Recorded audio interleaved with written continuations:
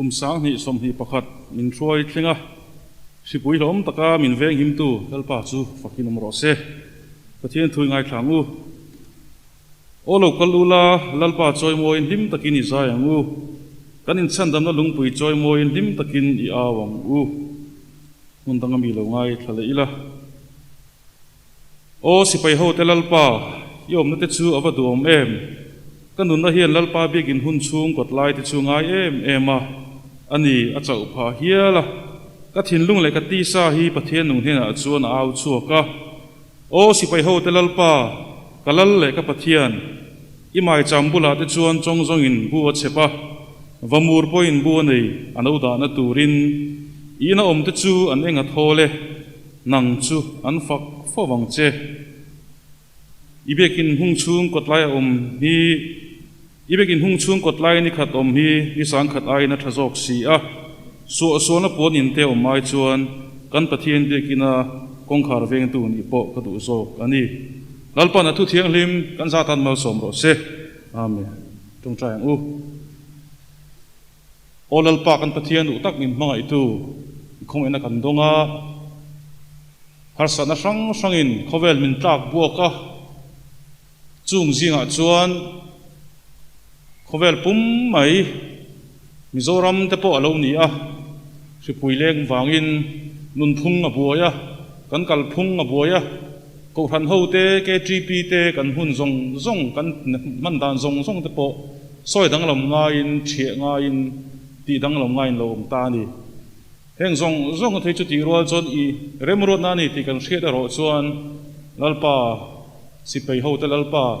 pathian nung kan hian ai omani ti kan hriat a ro chuan lom thu kan hrit che ni voina hian mitam takin nunna an chana harsana sang awangin an chan ni keini ro chu lalpa nungdamin min siama nangma choi moi theite nangma fak theite min la siamani kan tan ki thil ti ro pui takhi aro alomom ma voina hian atharin lom thu kan hrit le che ni lalpa nangin min om puila kum sang hi som ni pakhat hian bulkan han tran chho ani a kan kal zel na tura yom pui nai hruaina kan du tak zeta farak thin min nangin min uap zela kan du boke heng zong in so min kan dile amen kan tran tu kan som do nanga e mas te kan bo be tan kina chuan tong reng kha chodin an chom chang khom ve thina phel zeu chang bo kan nei thonga ken se thian tlang do ti kha an soi lang lo kan ni kan tran tu tlangwal mai ka Lalhriatpuia lo so mangu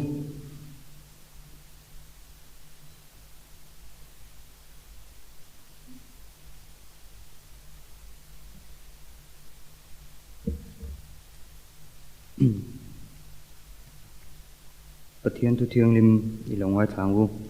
Isaya bung som li chang som ni pakwa changin chang som thum pakhat sau hne na te chuan thil ti theina a pe thina chakna reng nei lo te chu ati chak thin le rol te meu po an chawin an hanga tlangwal te po an tlu de rang lelpa ngak tu te ro chuan an chakna chu an siam thale anga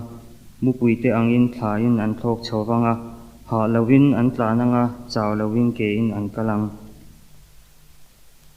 Korin khowami te hena ti kau pol le khathon pahni na bung som pahni chang kwa le chang som tin ani chuan ka hena ka khonga ina itana to ke ka thil ti theina hi chaklo na sin ti fang kimin na omni atita a chuti chuan Krista thil ti theina chu ka chunga om theinan lom min ka chaklo na te hi ka chuang to zo kang chu wangin Krista awangin chaklo na te chiat na te nek so na te ti du da na te no che na te kalom thin ani ka chaklo apiangin ani ka chak thin ni athu kan siar te lalpan kan zawai tan man som sako se pathian ma kuin lo tong tang u olpa vanami min mangai em tu hun rei tak Christian chalai po member te a hu hawa Inkhawm thei to lo hnu in wen chu hnuwa nangma bia khawun hun cha hun lom om takte min mu tir le wangin hena lom thu kran se lalpa kan Inkhawm te min kai Lalruatsaka kan thinunga lo chengla i thu te i fakla mang te in kan hena thu lo soi thar le la kan taksa kan tharau kan rilru kan thinlung min ti chak sak turin kan dil che ni chuan lalpa kumin chunga kan hun man tur zong zonga te pawh min kai hruaila enge kan chunga lo thleng dawn he khawvela hian eng thil dang nge lo thleng dawn kan hrelo chu wangin nangma kan om reng theihnan le nangma kuta kan hma a lalpa har satna te mang an na te a kian nghak lowa nangma lo nghak zawka nangma kan hma na konga che lalpa chel taka kan lo in buat sei ve a nangma tan rin om ta kan nun theihnan min tran pui turin kan dil che ni kan hna thaw na konga te kan thil ti na kong tin renga nangma shareng chunga thil ti thei turin neng min tran pui turin kan dil che ni chuan lalpa Pathianni Chawhnu a pawh hun rei tak Christian Chalai Paul Bethlehem Brancha lalpa kan Hruaitu lo ni thin te Thlahna hun te kan hmang dawn ani a lalpa an ni pawh an kal zel tura kai hruaila an thil ti zel tura om puin veng himin ti chak tharla lalpa Christian Chalai Paul rongwol na hun an nei ti chu lo to ma se lalpa thil danga rongbol na danga thei top chuwa i hnung rin om taka an zui zel theihnan i tran puin le event himna yom puina karon dia sak le boke engkim ma wangin lom thu kan hril chia kan ti dik lo le kan sualna kan an tam takai ro ing edam na ron dil chungin heng hi kan lalpa iso krista min karon dile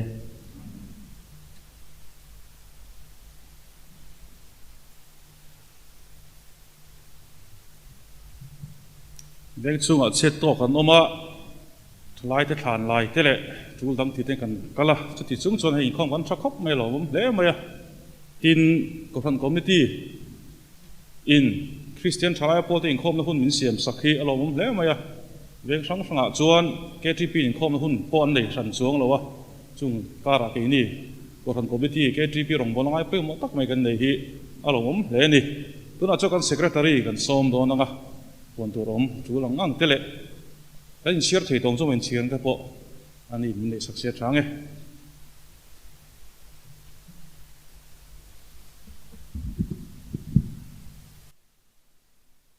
Christian Chalai Paul te kum khat don kan Inkhawm thei lo hnuin hei voinia Pathian in hun tha min pe a abia bu ka a hu hoin kan Inkhawm le thei ta a Pathian ne na lom thu soi theu ila a tha ange hei voin kan Inkhawm hi kan thiat angin Hruaitu kal Chhuakte Thlahna Inkhawm ani a kan thria kan Hruaitu pathum te KTP kum bi thlia wanga min chu asan tur te pual in hun kan hmang mek ani ti kha hre le taila thange kan Inkhawm in hruai mek tu hi tlangwal Emanuel Lalhriatzuala Ralte branch assistant leader ani a Tantu kha tlangwal Michael Lalhriatpuia ni solo kan ngai thla anga Lalchawileni ne na tangin tin thusoi kan ngai thanga kan Hruaitu kal Chhuakte an pathum atangin thusoi kan ngai thadon bok ani tin tong trai rual na hun kan manga Hruaitu kai hruai na in chu kan lamang don ani hei kan tun lai boruak awangin kan Inkhawm a po duangin zai te ala thei lowa chumi awang chom praise group te kan in dina kan praise group zai te kha ring thiam ram ta ila om huna kan lo zai pui ve ani kha chong khang kha chu ke mani thu ni ta sela praise group hi group 1 le group 2 in kan in thena an ming hi kan chiar chok ve hrim ange group 1 hi leader Lalhriatzuala ani a voina min hruai mek tu te hi group 1 an ni member te tlangwal Lalchatluanga tlangwal Vanlalnghaka tlangwal Laltanhlua tlangwal Lalrinsanga nula H Lalrinhlui nula Rebek Lalsang zeli nula Lalchawileni nula Zodin Pui le nula VL Cross thangiten ni a musician te hi drummer tlangwal Henry Lalbuatsaya bass tlangwal Lalmuan oma keyboard tlangwal Vanlalnghaka guitar nula Lalhrimpui ten ni a sound operator hi tlangwal Chongthan Moya ani group 2 hi leader tlangwal Lalhriatzuala ani anga member te tlangwal Benjamin Zonun Moya tlangwal Michael Lalhriatpuia tlangwal Biak Ming Thanga tlangwal Jerry MS Dongkima nula Mary Lalfakomi nula Lalngai Saki nula zo than sangi nula suzain lalram buat sei nula lalbiak zuali ten ni anga musician a hian drummer tlangwal Simon Malsom tlunga bass tlangwal Joseph Lalfak oma keyboard tlangwal Lalthan oma guitar tlangwal Eric Boy rem sang aten yang sound operator tlangwal Lalhriatzuala le tlangwal Lalchan himaten ni ang karle nisom le pali pathianni Chawhnu Inkhawm Tantu ngai thak chunzom ila member in hlanthar Inkhawm ani anga tumdanga chuan to tanzana ursun takin kan ti thina khatiang ang tho khan chuna kan ti ve thung to don ani Hruaitu tlangwal lalnun sanga Tantu tlangwal lalmuan oma tholom khontu te branch committee me chia ten ni anga Chawhnu Inkhana chang le thiltum soi rual ya nula h lalrin luin min kai hruayanga thuril tu tur hi puar Lalruatsaka branch leader ani ang solo kan ngai thlanga nula zodin pui hne na tangin kan ngai thladon ani February ni som ni le pahni hi kan branch din cham voi som nga le parukna ani a hemi pual hian tun inrin ni som le pathum tun inrin ni lo om tura hian Sinat Hospital dur tlang tan thisen pek tur ani a member te thisen pe thei thau turin kanin soma kan taksa te po loin ulukila ahuna fit taka pe thei tur khan loin buat sei taila thange dar som vela dar som chowa revival centennial hall lam kan pan don nia tun ayan Bethlehem branch Chawhnu member din hun hi mipa zali somthum le pathum kan nia meichia zani somriat le paruk kan vain tuna hian mi zasari le som pakwa kan ni membera la in pechi lo mi engamozat kan om ni te pon ala langa in pek zel the ania Hruaitu kan nei rem chan te nena te le branch secretary te nena ti le min bial tu branch committee min bial tu te nena khana in pek zel theya ne kan thian te la in pelo in pe khatiang in pek na namun tur hrelo te kha om thei ania chung zong po chu member te pon lo ngai ven tlang thau ta ila member in pe thau turin kanin som ani tuna hian nei group te po then fel vek to ani a member in pe chin ang chu group omna Lalhriatzuala ang chi te po kha om thei ani a hang zong po kha nakina kanin chiar huna po khan kan Lalhriatzuala chuan ding ri lo mai la adang te a khan kan ding mai anga nakina group Hruaitu te emo in ma an la anga kan group omna te po kan hrewat tura ngai taila thange branch committee chuan hemi kan YouTube channel a hian nunna cho program kan ti chuak thin dona heta hian branch committee member chau ni lo member atang te po in ati turin kan in som thin dona tin chumi pialama chuan branch pon lammi te po som thei ani dona chung zong a chuan hemi hi heta kan hun man dan tur tlang pui YouTube pa kan hun man dan tur tlang pui hi entina hlathan ti te thu pui nei amanga khatiang anga discussion han nei te in thil zir ho te soi ho te le khatiang chi rang angka huam vek dona pathian thu toy soi te le ama kan lo ti thin anga thu cha soi ang chi te po kha huam vek don ani khang huna khan kan Hruaitu ten member te zinga po ti tur te po kan lein ruat an ron ruat anga chung zong a chuan lo tlan chhelowa thei top lo chu thau tur khan kanin ngien lok ani tunkar rem chang chawa hian nei branch na tlang nei ngal angai dona in hlo na tlang ani dona helai kong pui side drain chungvela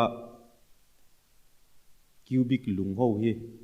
helai bik in hun lai zola hian son angai dona chu Hruaitu ten na tlang an lo ko huna khan na tlang thau turin na tlang thei thau tur khan loin buat sei ta ila athange sinot information lam sinfo lam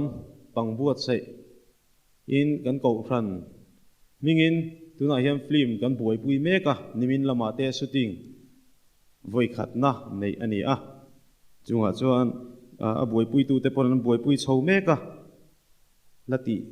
nan ti tran chawani anakina film star tu te khan tu te mo kha an la ronin som chot chot dona khanga khan tuma lo tlan chilo turin an film lam buai pui tu ten min ngen bok ani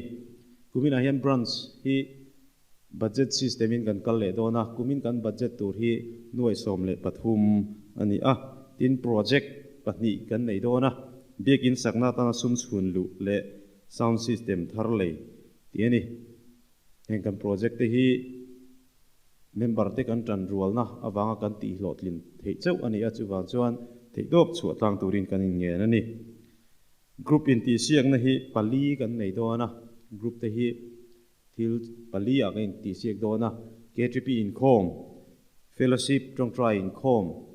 ko ranzai Paul Hazir le Bible chiar chu ani a Bible chiar chu bik hi December ni som pahni thlenga group chiar tam berte hena loman pek tur ani a adang pathum hi chu kumchan ve anga inti siak na kalpui tur ani kati song kha tuntu mata na kan puan thei chu ni mai sela in chiar na kan lo nei do nanga group secretary ten kan chiar thei me yang chu mo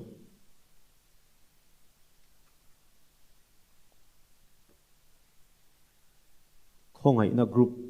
kilo deng ang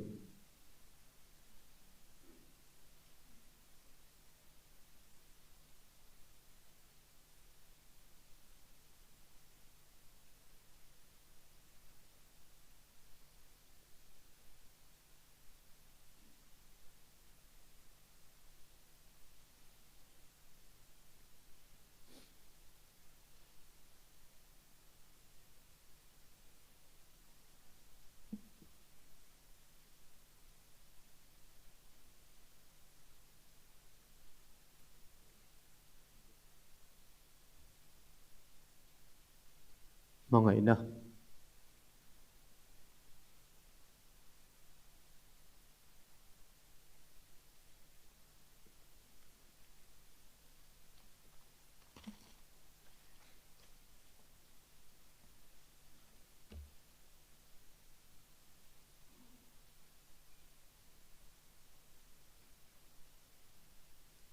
rin na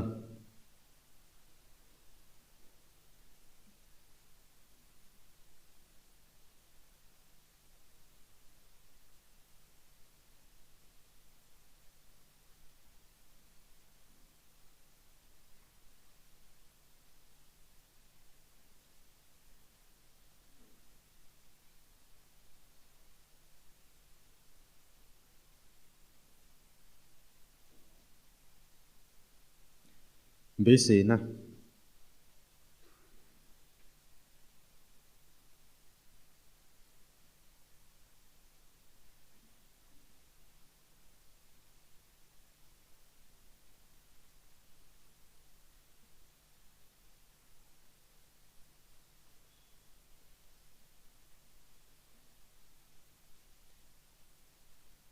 midang group Lalhriatzuala te bo kanom chon ding le leila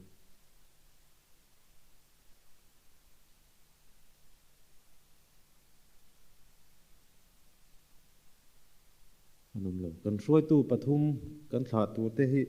handing ve re sila thange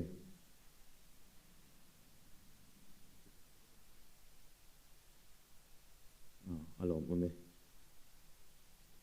tin hei Chhuakte ron troi om tu nei boka lom om hle mai pu devita chung lupui fanau te chunga lom thu kan soi bok ani hetiang hi kan Inkhawm dan ani khongai na group somthum le pariat mangai na somthum le pakua rin na somli le pali beseina somni le paruk le midang paruk kan ya kan vain mi za somnga le pathum kan ni thil pakhat kan puang le lokanga group committee member te in ruat fel ani to a group committee member te hi an puang le lok ange OB te khachu kan in traffic to tura kan traffic to tura ngai la kan puang non to lo anga Beisina group committee member te hemi te hinni tlangwal biak ming thanga tlangwal silal rin nunga tlangwal silal rin sanga tlangwal jari ms dongkima pujani lal biak tlonga tlangwal kelal eng moya tlangwal lal dik moya tlangwal lal hruaikima tlangwal lal ramsanga siak eng tlangwal lal rin sanga tlangwal nathanael zauthan sanga tlangwal arlal biak zuala tlangwal vanal rin puya doctor lal rem ruati khenglot nula mingthan sangi ralte nula kelal chawhlieni nula lal chan himi nula lal ming sangi nula lal ngai zuali nula lal rin diki nula lal rin tlongi nula lal ruatpui nula ramdin thari nula sarli zawrem sangi nula thang biak moi nula zairem moi ralte teni a an vai mi somni le paruk anni khongaina group hruaitu turte tlangwal albat gospel thanga nula lal chan himi nula silal dingpui tlangwal silal niloma tlangwal silal nula silal nunpui tlangwal chongthan moya tlangwal silal biak nunga nula kelal mangai zuali nula lal biak muani nula lal chawhlieni nula lal limpui ma limi nula lal limpui pui pulal nei ki manhamte nula lal ngai saki nula lal nunpui tlangwal lal rindika tlangwal lal ringzela tlangwal lal ruatfela tlangwal lal tlanhlua tlangwal elar khuma khiangte tlangwal lian hnuna nula mal som kimi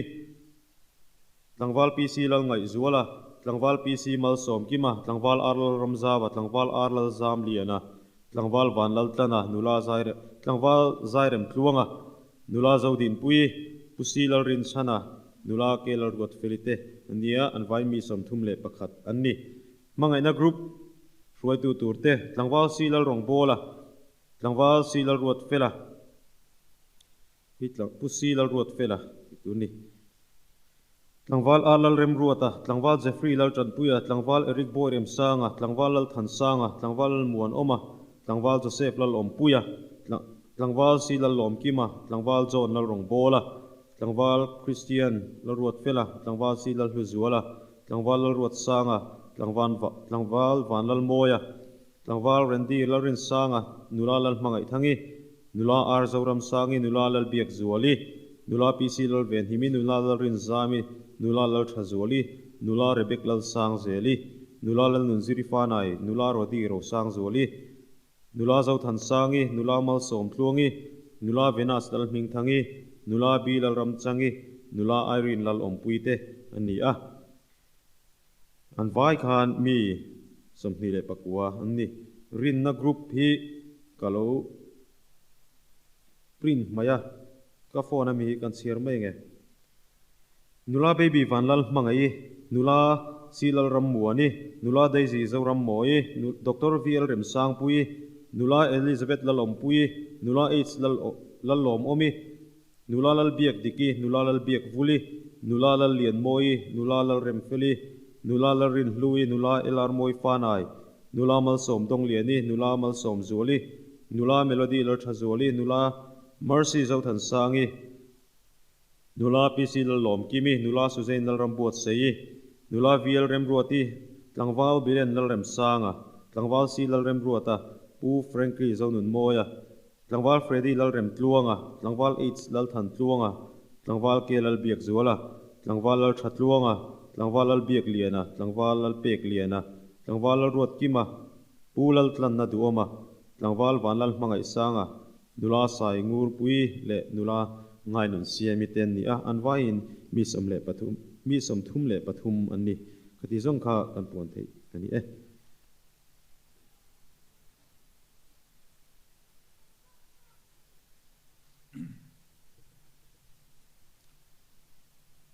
kan program kan muang khan ai soro do deuh leka maro chu kan man mo chu longa soi chi khani to me man mo vak lawin hun kan mang thura gai la thange atuna chu kan tong trai rol do nanga tu position pa om chuang lowa emania om pathian hena kan dil tur kan thlen turang om kha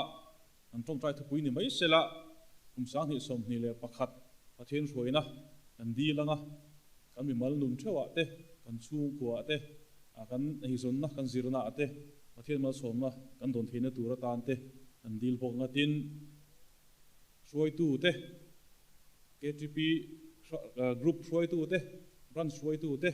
le sub committee Hruaitu te tan po tong trai pui tai la ti khana bak chu ke manin tha kan ti angin mun kan manga khar tu big po athan pain siam lawin atop na kha tlema ring deuh hlek ni se ni chon kan tong trai ro kan du tok don ni tong trai ro ang u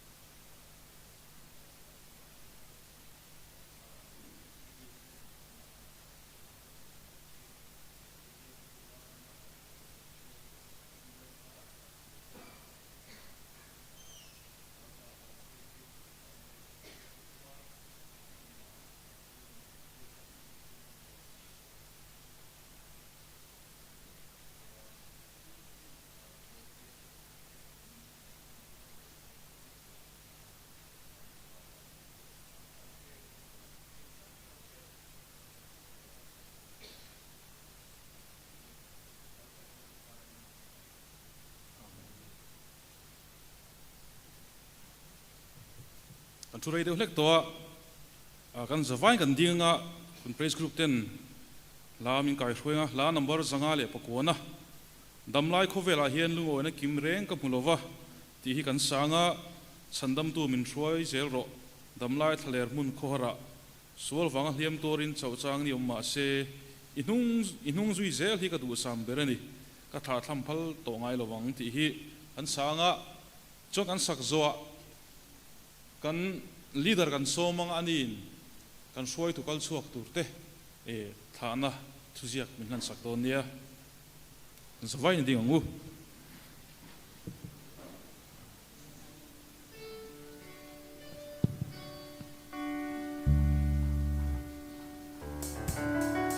Đập lại cuộc về lại nhà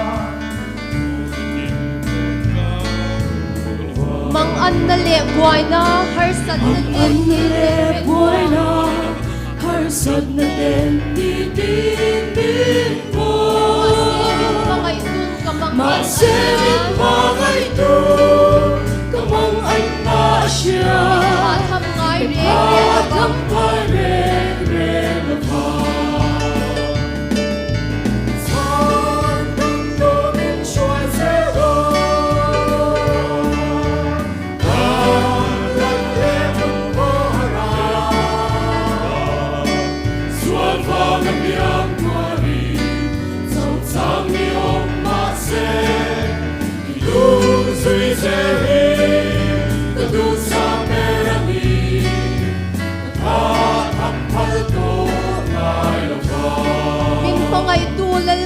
nang lo chu tu dang nge ka belang ngai na san thima shwai tu ini eng lai ko in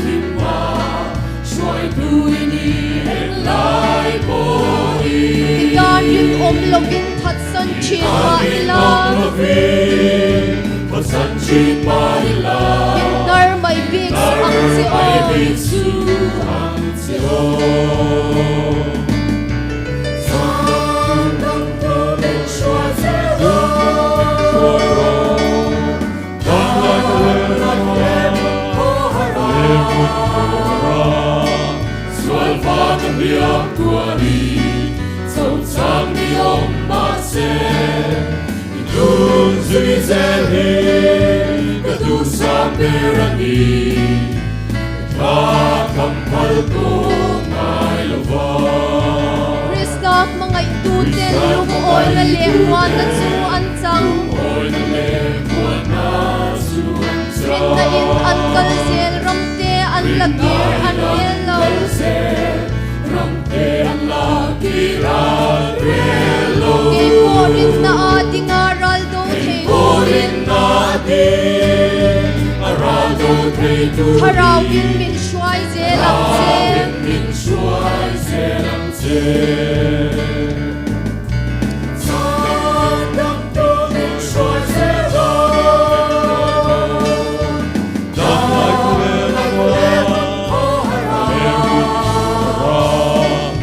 Alvangan diam tuari Sau sang diam mase Idung sui zelhi Gadu samberani Kat kampal ko nai lava Trung le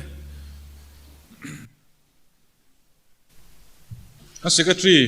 kan so mga chulang ang tehan boy pui sela chuan a chu langin kan leader po ko chok mai tur angai la thange an secretary kan so me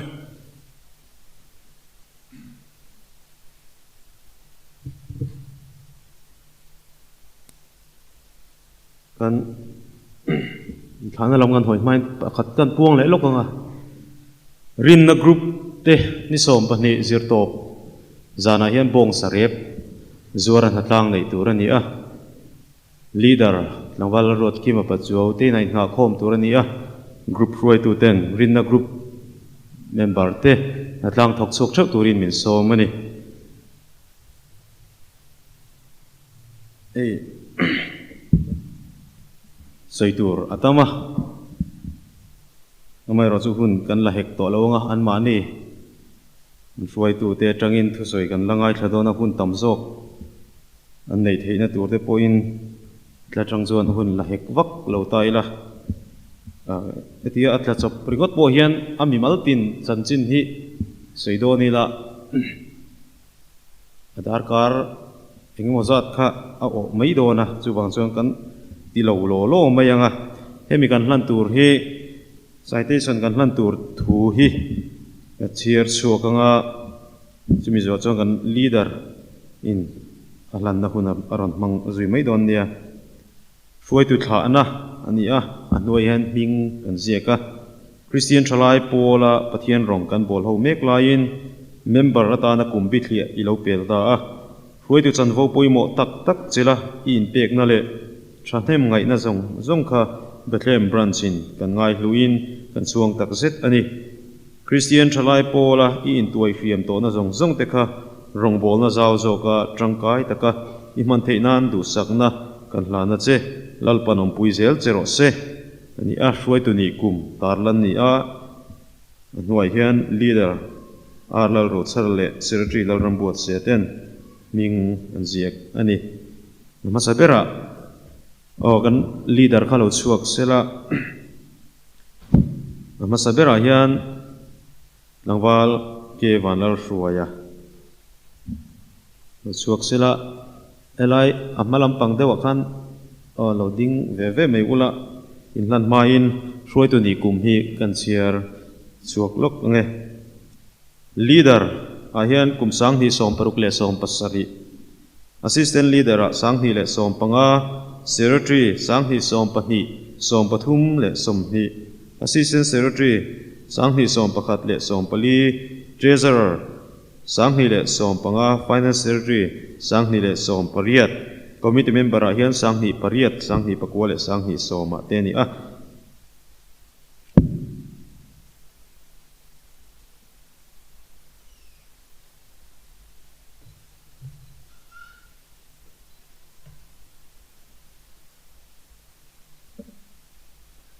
Lalruatsaka Hruaitu ni kum leader sang ni le som ni assistant leader sang ni le som pakua secretary sang ni som pasari le som pariat assistant secretary sang ni le som paruk committee member ni kum hi sang ni panga sang ni paruk sang ni som pathum som pali le som panga te ni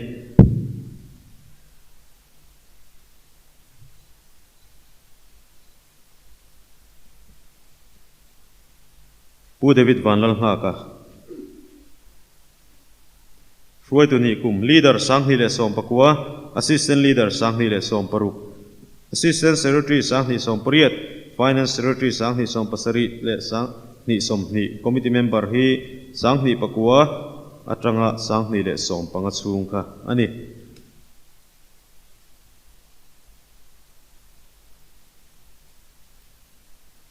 leader chunga po lom thu kan suya kan Hruaitu pathum te anu yom don hle maya Bethlehem branch chuan an kalzel na tura du sak na sangber kan hlan ni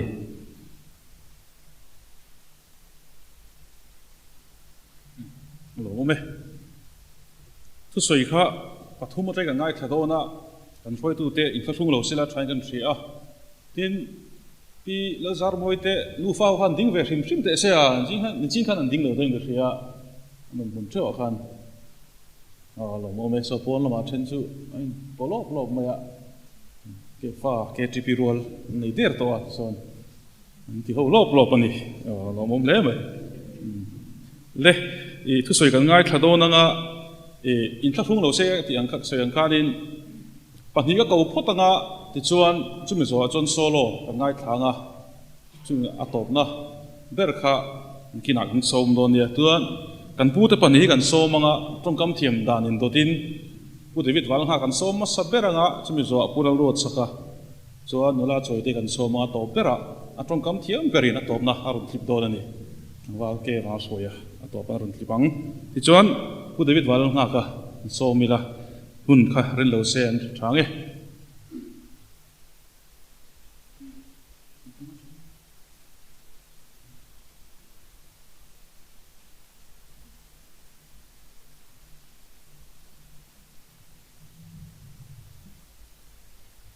ale alom hle me hi rina kan Hruaitu ten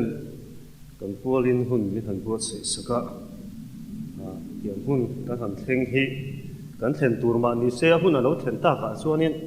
ale lam panga chuanin a hre om du ang reng veu maya ma si kan thla dei nge lo nok takin ya soi tu hi kang nga khop maya ni kum chung khanin alo bera chon voi ni voi thum tal hi chu kan ding ang chu ma thu sei na hun te kan nei ang chu ka tia tu tiang tu chon kum ti ra tang ka in buat se ya soi tu hi kang ha khop maya ama ro chu ka tiang khanin eng ma kan soi man ta lawa kan over nan ta a kan over nan a khanin han over ve hal mai se khang han tu soi tu te kha han liam pui hal mai se kum khanin a that rualin ril ruwa voina hun kan polin hun hong do na tu soi na hun min pe ni ti kan shat khanin ril ruwa aron lang thar le hala khang tu soi tu zong te kha ril ruwa lo ma voina hen soi rek chi ni don chi lo en tin nge mani kan in kat toyang ti te ril ruwa lo ma ama ro chu hun rei lo te rei tu kan sei lo tu ra ngai la tho me ya ke ti pi hi kan in cher chho na ke in cher chho na về tak me hi ni a mi pa ngai tu nang din huna min swai theng tu hi chu ke trip hi ani chi ang khop maya ro india hianin heta big ina kan ron lu tu nu a po hianin ke trip ya ka in man tran ter live vel te te rote kan ni la ya ka in man tran ter live vel ang chi te kha ka ril ru lo lang wa ra Hruaitu kan ni tan tir ve kum te le ka hitianga kan kal chho dan zong zong te ril ru in chui kira chu tiang zong zong chuan ya hun kan lo mang ve a ding lo tak chungin fel lo tak chung khanin ti sual le dai sual tam tak nei chungin KTP tang khanin theyang ang khanin kan lo ti ve a chuan tuna chuanin kan hun te a lo top ta a hetiang hun thleng theya din siam tu pathian hi aro pui hle in ka ria a mitam takin KTP a hian over thlenga in mang theilowin engemaw har sanna awang ten KTP te an top san fo thira amaro chu keini chu tiang ni lovin pathian in hun tha min pe a over thenga kum over thenga hetiang pathian in min siam hi aro pui ka ti a pathian ni na pho hian kalom tak zet ani KTP hi avan hu em a hlut zia hi keini member te hianin abikin na in mang tan tir hang thar deuh te chuanin kan chhut thiam phalo mai theya amaro chu keima hian ka chiang khop maya china kan soi to ang khanin tunang din hun na min thoi theng tu hi chu KTP hi ni chiang khop mai achina pho kan thoi tu te khan an soi to a KTP hi min cher fiam tu min cher tu tak me oni keima chuan ka mang tangkai em mai ni KTP hi kanun zong a hianin ka mang tangkai ya kanun a hian KTP hi a bet thuk ve le me KTP han ti le keima po hi in zom na tam tak thuk tak hi lo nei ve to ang hian ka in nga ya amaro chu hi tuna chuanin chung kan in zom na zong chu kum bit hi awangin ti cha in alo tu ta a ema kong zong tak chu na lung chiat kha let zokin ka ria amaro chu i kan Hruaitu te ruah man dan ani a ruah man na fel takan lo siama chu an ruah man dan chu ani a chu tiang chu kan hun a lo thleng ve ta ti na ani a ven ya hian in ngai om don hle mai ti te kan ngai tu a lai kan ron lu to nu kan han thua Inkhawm tura in ron lut sang a in mel te kha uluk takin kan lo thira in ngai om don hle mai ven khat kho khat ko ran khata loi ho je mai la lai kan rong bol na huang chung pakhat Christian thalai pol anga kan rong bol na huang chunga kan ti ho le thei to do lo ti karil ruwa an ron lu ta tin kha chuan ka lung kha a che tre pa ka in sum fam ka in sum thei lo lek zo ka tu teng chun ni a in mel kan hung khanin in ngai om don hle in ka ria a ti te kha kan han sei kol du ani chu thu pakhat han cha du chu kan ya chu heta Timothy thon ni bungli changa thu kha ni a Timothy ne na tir ko polena a thu cha poi mo deuh mai ka ti kha voinia hian kan cha du chowa chu ta chuan nang ero chu engkima film khurla hriom tuarla chanchin thashil tulam na thokla irong bol na kha hlen ro ati ni irong bol na kha hlen ro ati a KTP member tu nang KTP member du om tak te hi he KTP in rong bol na hi hlen turin kan cha du cheu ni he ke ni kan thian te pahni nen kan pathum chuanin KTP kan rong bol na chu kan hlen ta a kan zo ta a kan tho dan kha chu eng po ni se kong tam taka thin lo na tam tak te in mel a in du lo zong tam tak ang chi te kha tiang kha ti po kan nei mai the a bikin ke ma phei chuanin ka nga viau ang ka thing thin lo na tam tak ka nei ang in lung dum lo na tam tak ka nei ang amaro chu chung zong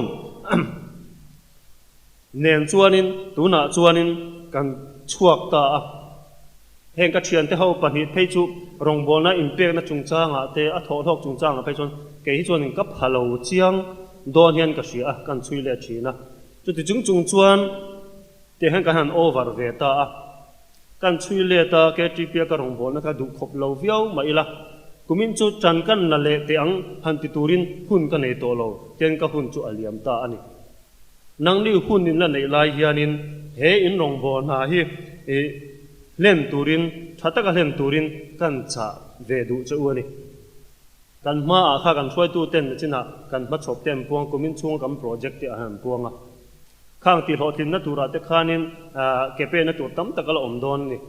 chunga chuanin he KTP rong bol na ten Chhuakte tu nang ma ni ke ma ni hi kan ni don ani nakin na in na chui le zelanga in fiat na HKTP in Rongbol na nang mani tilim tu turte in shiat ring na cham reng tur chu heng kan thei to kan tho trau lai ang chi te anua me mo ashoma po chandem ngai da ke campaign na ang chi ho hi naki nuwa po kan soile nuwa po kan soi anuam kan ti kan chuan ve lai te ani thi na ni chu tiang tur chuanin voina hianin chandem ngai ta ka Rongbol turin kan cha du chowa he in Rongbol na in hlen na tur ko nga chon thilpoi mo deuh mai pathum mo ma tuna bible chang kan chiara khan pakhat chu engkima phim khur tur ati chen chu nula tangwal te po kan ni tamjok chu kan ni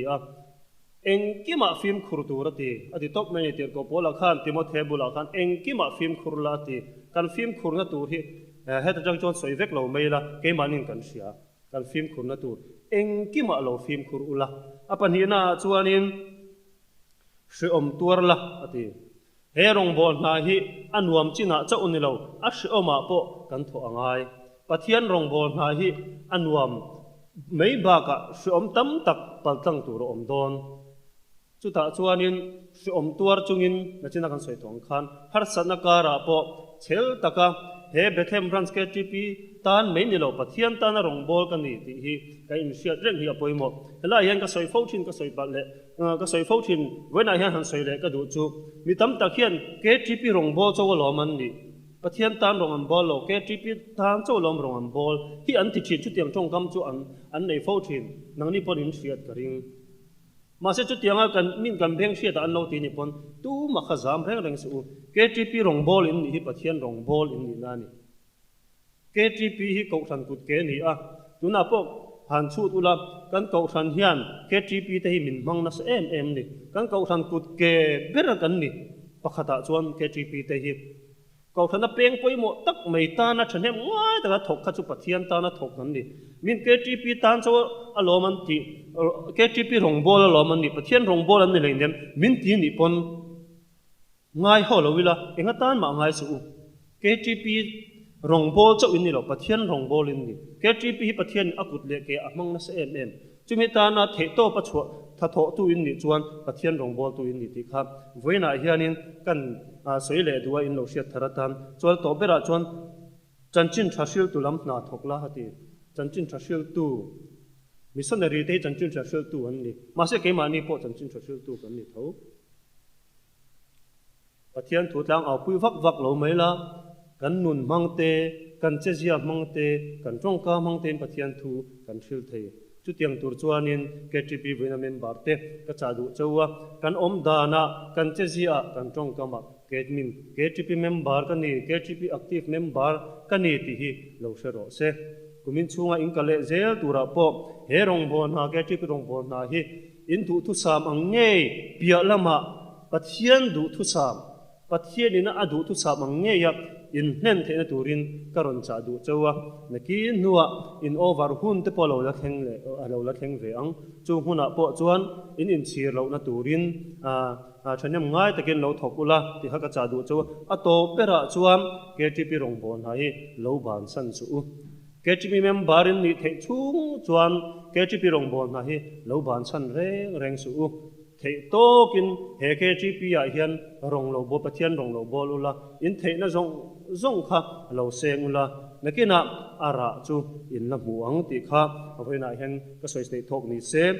in Rongbol na KTP ya in Rongbol na hi ren turin kan cha du cheu ani pathian in na thu kan za tan mamin som sabro se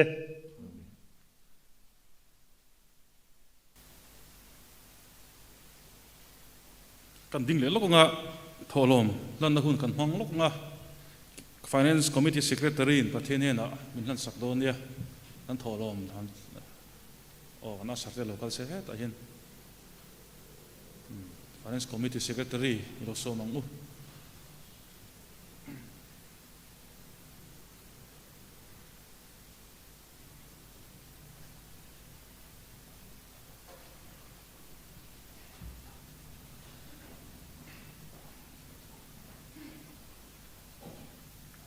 Lau chung chayang walpa kan Pathianni mangai tu nangen hun chale hun domte min pe a Vainia Bethlehem branch Christian chalai pote biak buk thiang hima nangma biak na hunte min bua sai sakle a kan loma inena lom thu kan ron soi ni tun hunalal pa nangma betura ima kan local khomin thilpek kan nei ram chan angte ima kan lo kem khom le a yang thilpek kan ron la khom te hi KGP rongbol na atana man ro changkaya min man saktorin le lalpa akol tu te poina lalpa him taka an kol theina turin nangin chat na le thil chalo te sang sang laka te min den him saktorin kan ron dil che a petu te poina lalpa tun aya nasazoka yang thilpeka rongbol na te chan kan lak le zwa zel theina tur po in imal som na tharing kan ron di boke hengi khongai men chandam toi fa pal le so kesta hingi kan ron di le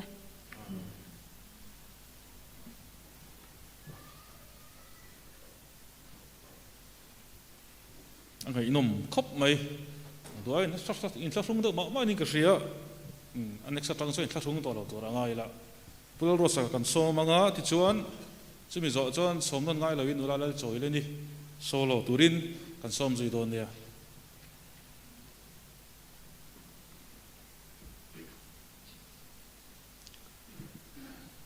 thil pathum ka soyanga pakhanna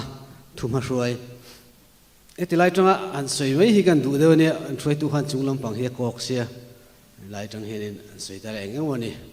han fom khom chop te po ha aninga soi tu ra tama ka ma pu de vida soyang do khan soi tu ra tamnu tu ka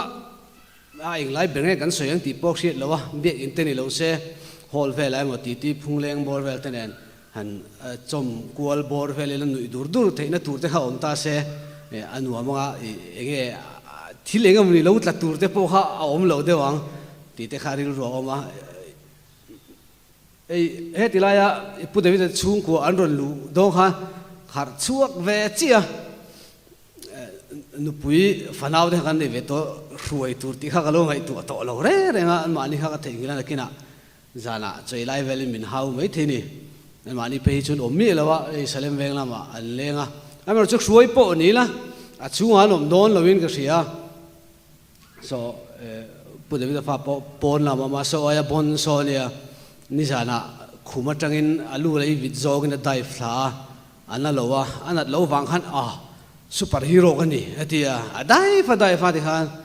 a in so kwala minute som nu vela superhero aha atia amuta katiang bor vel ha kan nia bi in chunga om dan hi na thiam lo via min ri no ma an ron kal lo te po kha lo om la wa ngai te la athanga ni no pangte in kan lo over ve don ta reng ma ya a o om lo lek leka alung che thla ga thin rim thla de boing ka ria in mel kan ena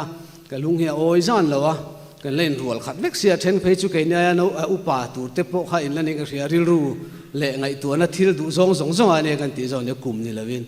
amero chu ke tripi kum bit le ha kum somli ni meu sia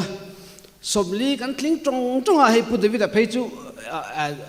December ni som thuma pianga sanga zu ko somli December ni som thuma ti chuan sang ni som ni December ni som thuma char sani lana ani aya KTP over che hi an wangot in garinga then kha chu kum tirlama kan thoi tu kal chuak to pu chema te February ni som ni pahia KTP kum somlian puma amaro chu KTP dana akum tlon khan mang theisia khatiang ten ni laya ke ni December ni nga piang naman lo te hi November ni ka ria ka ria cholo chuan kang ho khania min khongai thei mai lo mi ti kha ani kum top lam panga kan ril ru om khania amero chu ani kai hruina dana te khanin somli kha chu somli khani meu wangin kan chu te kha lo hun ve ta renga hroi tukal chuak Thlahna thuzia khi kan soyanga kan ring rei ta le maya ka siam ania ka siam hi anu nung ber ni ta se kum thar lama chu adagin lo thak to te wa ti te kha Hruaitu te kan cha teng chu arei to ngat viu maya pularin thara kha ka riat cholo chuan kum sang ni paru kan ni mai thei kum sang ni paru ka kan Hruaitu thla ka riat ma sak berania da chunin citation khamin siam tira kan thiam tir lai bor vel khania ta khanin purin thara Thlahna kha athu hi alang hai ngara thla ka hun viu to mai ti te khan ni ta se bel thei ni se kum bel ka cha ka kum li hi ka Inkhawm mi lo wa KTP a hian e zona na thila wangin sang ni pasari sang ni pariat sang ni pakua ngoro sang ni som kum top lama tang ka Inkhawm le thea sang ni som November ni som le pakhat November ni som pakhat zana tang ka Inkhawm le thea abak chumi sang ni pasari sang ni pariat sang ni pakua sang ni som ka Inkhawm thei lo chung kha bel le ka cha ga awiyom ka tia ka kala khamlo ni se mi la wa chon sang ni pangale sang ni paruka po ani na taka chonin thu soi zana le Hruaitu Inkhawm ka hruai don zana ba ka Inkhawm thei mi la wa na thona wangin khang hun chung kha han bel le chu ni se chon ka thien te pani chu an chuak me nga e chu akum kha kala bel le mai do ni khang te kha han soi ge zel din vela concession kha nom te se ti te kha ril ro me me ni a me ro chu soi le soi nu i kanin rin ma hang an over ni nang ni po kha o he lai an nai elam pang ho te ei an nai vai ho in rin mai din chuak do na ni a kanin rin mai kan chuak tak tak ani a amero chuni china pu devi soi khan pathian kai hruaina har san na em nei lowa o tling lo chung chunga arong bol na min phal sak vea ketipia kum over thenga kan luin mang thei kha han ngai tu le khan alo lo mo me ni kan thian te kum som ni som thum bor velin ka tong moi lo ni lo se in mang lei thei lowa khovel sualena asal be tam takanom la ya ke ri chu hetilaya choi boina ro pui tak minan pethe min han hlan thei te kha alo ro pui em ani khang ha ngai tu tawla abikin i nula ho kha in man chung hi atoy ni o toy takani in man thei chung hi a then chu toy lo mai theya khang kha chu in van nei a khati zong ni lovin in van nei zia ha han ngai tu te u kum som ni chau bor ve lai han manga van duai thla ta pasalin u mani lo chuan o ketipia kum ni thum bor velin mang thei tro ka tu na ya kan Hruaitu te zinga te KTP mem nula dimayang KTP min chu san te nom ta zeu zeu ta tun malama khanin min chu san hosi amero chu atop la min zu ji san ve kan anom thina tunmi ote chu kan cha te ang cheu thuma khruai zel ni chu pathum ko soidong ka ti kha karila la tami lawa hun ka rain vak don lo abikin nula a tlema akum tamlam deuh te inom hianin kan phui sui thin chu chunga i to ula min zu ji san su ti te kha lo vong rengula ka duwa mi palama po chu chu ni tho nikuma han som pathum mi kha som pathum kha kan khriat thei china atam ber lani member KTP over ganin tha tam ber ania alutzia ataka in ton huna in reve mayang chuwang chuan ami pa mei che in KTP khanin loin mangzelula atop khen ma in izu zilo ngu ti te kha ita se hei la hen tlangwal henry henin drum si athut chila ei ka mu pia hian ka thinarim ti teang kala vocha gani mo kum som ni vel kha kan lo ve to kan tel tir train lo ti chara amero chu kan ta ni tami alo tur kha ale lam chon a ho riu ni thei pato pin hei sound system dang te nen ni ti teang kan han buai pui ve tang amaro chu kan ta ni to mi don lawa kan ta ti tur khom to mi lo ni chu ta kan soi tum ta ka chu ahun lain KTP member kan ni lain tholom kan tholom tho khom atanga kan le ni kan ta ni kan vai kan ta ve kan ni tlangwal henry khuang ni lawa tlangwal muana bass guitar ni lawa tlangwal vanlalmoya keyboard ani lawa nulama himi guitar ni law kan vai kan tho khom ani ka soi tum ta ka chu kan vai ta ani awangin i ulukang u ti te hi ka soi du ni nom khopin hei hi khoyang he om hei ngate he tai om hei da ro ti hi ka soi ngun viewin ka ria kan tel ve chuin i khre chiang tak tak inom ka ringa khongai takin lo ti bo to su nun lain thil chini kan ti bo to chi thuma moni kan ti bo to kan film khur lo wang pon ni chuang lo van duai wang ani amero chu i film khur tla ngu heng thil te hi nei thei mai ni lo amana to ani electronics atiang thil lampang sim mi amana to we ma tu na po budget project an nei in nei do na chu wang chonin lo uluk le zel te uluk tak in lo en kol chun som zel te ti kha ni ta se tari nai na rei don thumak ruai kha ka du to kwang apani na akhal chho tel don ni o apani na a chon ni kuma ka soyang ka tia ni kuma soina hun om lowa March ni som paruk som pasari som pakwa ni taing ka ria group Hruaitu chin retreat nei tura kan ro man kha kami kha ka hun tura ni amero chu ni som pariat thleng chi kan Inkhawm theya atuk ni lai tho tan ni som pakwa ni chu March som pakwa za na mi tur kha nia chu ta na karil ro lo om wang ania chu tun tu ma hian asoi atuling ka ria soi Hruaitu kan ni vek lawa amar chu atam jok Hruaitu kan ni mai theya a then tan chuanin alo khal view mai theya khal lo view mai the boka chumi ka soi ma chon thuma hruai mi tu ka soi tura ti kha kan soi non le lo ka ni kuma han KTP Inkhawm bangaya helai mun kan Inkhawm nun ber hi March ni riat ania March ni som parukha Inkhawm pangai ka Inkhawm nun ber ni ma se bil program ani wang khan Bethlehem North ko khana Bethlehem North branch kan tloa chuta chonin thu ka soya kan branch a ka Inkhawm nun ber kha March ni riat ania chuta chon tlangwal Simon ma son tu hi thu soi tu ania Pathianni mintran ti ve ani nga ria tu pui kha Pathianni mintran ti asoya member za le som ko kan Inkhawm kan thiat reng to turania he branch a KTP Bethlehem branch a apangai taka iti tiang tun ti apangai thorulin zana ni lowa pangai chi lo wing ka ria ni kuma pokan Inkhawm thona a Inkhawm thei tu chin bi kan oma Inkhawm thei tu chin bi om ne lo pangai to Inkhawm nun ber kha March ria ta ni a ria deng tu te jinga me ni a thuma hruai kan le lo kan ni chu chen mi ka soi tur kha ei ni ulu dawin longai thak sak ula a zom tur ngai te omani chonin lo zom tabok ula a tha don le inga ria a Israel al masaber chu sola ni amer chu sola khan pathian du lo zonga ti wangi ti tiang Pathianin lalata na hnola a Thlahte po lala ada don lawa Davida lala siam don ani Davida lal turin ria ka thia amer chu sola khan Davida ha thi ga iti ten toy zong ka soi zelang Davida ha ti hlum atuma be ni Davida tlan che Davida khan sola kha ti hlum theina hun ama ron zong tu ama be ti hlum tu ma ama ron man tu ron be tu lal sola kha lo be le theina hun tha ti hlum theina hun tha voi hi ani voi hi ani voi khata chuan apuan mor a le saka a voi ni na chuan atui thol le achem angunam alak sakani hun tha voi ni ani Davida kha a thui hruai te pon lal sol kha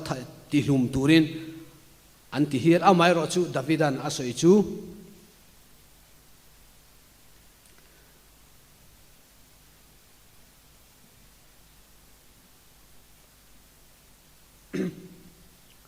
tum lo so in ron kal de me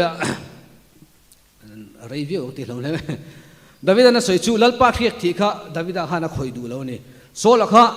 Pathianin Israel telal ni turin ria ka thia solan Davida kha abeya Davida in ti lep theina una nei ma ro chu Pathian riak thiani wangin a khoi lo hetlaya sira hianin branch Hruaitu te an thua nangain lekha a thiam lo ani theya nangain khovel thila eizon na thila po an hiam ani thei amero chu Pathianin ako ran committee kaltangin Hruaitu Christian ralai pol Hruaitu ni tura ada te ako chu ate hania kan du tok to kan sela kan du tok to ka na an thal lo na lai te an tlin lo lai zong te kan soi tura ni lo ti kha voina hin retharula trying ka sia mitling tu ma ganom lo kal chuak te po tu ma mitling kan ni lo amero chu Pathianin ka to lo se a riek thi ten ni Christian thalai pol Bethlehem branch Hruaitu a riek thi ten ni chu kan riet benga poi moin ka ria anti tur le anti lo tur chu an ria an manin anti tur anti lowa anti lo tur anti ani chuan lal sola Davida na khoi du mi lawa atopa atur tu chu ama ania ama angun nam mangin ain tilumani lai kan Hruaitu te mitling lo tak tak an ni Pathianni an du lo zong Pathian du lo zong an ti huna chun Pathianni na khoi ma yang ke ni na kan lo ti ve tur pakhat maum lo ti kha kan thria da poi moi ka thre chu tiang che chuan ko thran committee te pastor te po du khop lo na tam tak kan nei thin kan soi se loi thin a mero chu hei kan thria da poi moi ka thria Pathianni na a khiak thi te an ni kan than chu aten ni kan du kan soi se la kan du a khoi lai mun amon re kul turan ni mi lo ti kha kan thria da poi moi ka thria kin lo na tam tak an nei a mero chu ke ni na kut kan lo thak ve tur ni lo ti kha re thar le ula train ka thria mi lo thia mulan ni lo zong in kala ka soi tum tam tak kha buai ta nuai maya a pani na chon chu du tok te la a pathum na chuan i pian na rama ki le ro krista le ko khana ti hi ka soi non le du ni BLKTP conference sa ni som paku helai mun a heng ka soi do Christian Thalai Paul member te Pathian le ko khana hi ni ki le ngu hello hi kan dam na tur pakhat maom lo khovel thil tam tak a ke ni ai khade in ye ke ni ai chen na sa de ni amero chu ka riat chian e mem chu krista le ko khrani kan dam na tur ani ya kan him na tur ni hi kan om na mun tur ni ti ka the thar le turin kan ngen du chewa ni lai zan Inkhawm te inuni zan Inkhawm te Pathianni Chawhnu Inkhawm te ilongai poi mo thar te u til dang krista le ko khrana kan kina tur tam tak om ma se chumi pathum che chu kan cha teng chu kumkal talama te Inkhawm kan thalo thin le zep thut omlo kan Hruaitu china te poni Inkhawm kan tam thin lo amero chu he kum thara hian sang ni somni pakata hian Inkhawm thei ani huna tang chin chanila thar tengu kan Inkhawm thei lo Inkhawm lut je hi retarila ho he ko khana Christian Thalai Paul member kan ni la hian ko khan kut ke ni tura in buat sei me kan nia ko khan tha thot puitling tur kan nia kan thil tum chuwang chuan krista le ko khana kirila he ko khan na tho hi ngai poi mong hu kan ma kan lai tuaya tungkara tangin natlang kan ko don ko khan na tho ti puitling turing ke kan pen the ni helai ba khi he ko khan ba khi kan tan him na turum lo ko khan le krista soi sang fotin ka soi thui chak le mai ko khan le krista soi khan the ni lo ko khan chu o ko khan lu chu krista ni ya ko khan hi krista taksa ni chulai muna chuan he ta hian telve the kan om hrim chim lom top tur ani helai muna hin kirang u he ta hin kirang mun danga chuanin thil tam tak om nom enge ti tur tam nuam tak oma enge ma tam no tu amero chu kan him na tur le kan hlim na tur tak chu helai chau hiani min an soi thin ko khan rong bol lovin Pathian rong bol lovin ko khan rong KTP rong ko khan me cherong an bol tin ti ko khan le krista Pathian soi khan an tum thin ni china ka soi to kha a in zom tlatani o krista taksa ni a chumi huna chon thalai de kan ni ho ko khan a hian ki rangu lalpan kan sa ta mi som so se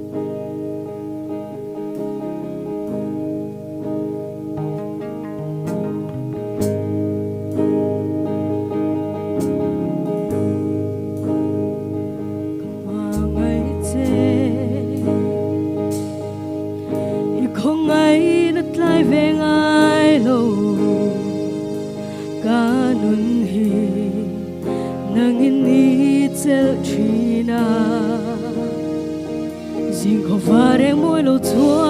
kiên giang u cái tin mà dùng ô ca sa i thật na hi ba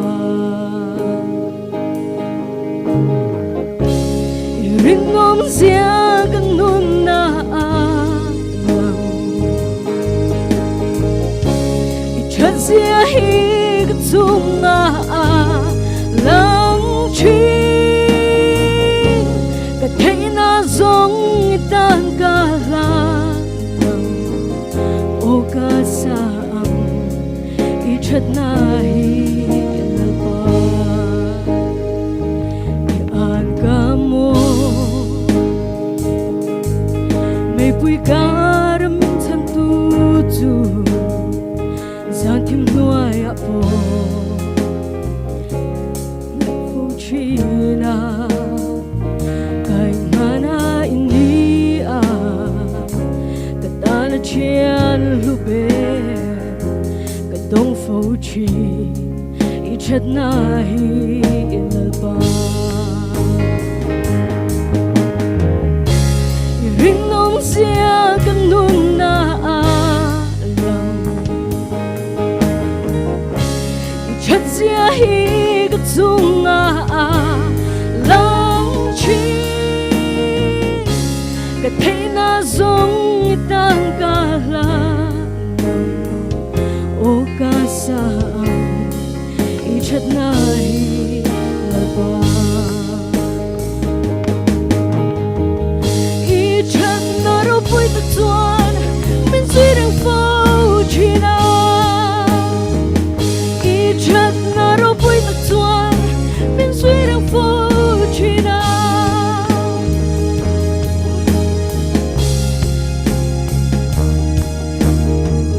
i chất na ro bụi ta tuan bên dưới đường phố China i ma kunin karon in pe kanun Lalhriatzuala i chất na ro bụi ta tuan bên dưới đường phố China i chất na ro bụi ta tuan bên dưới đường phố China i rin om sia kan nun na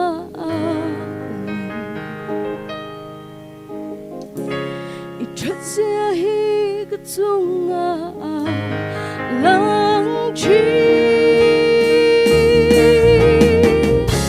cả thấy nó giống tan cả là ô ca sa i chất sia hi ba i rin om sia kan nun na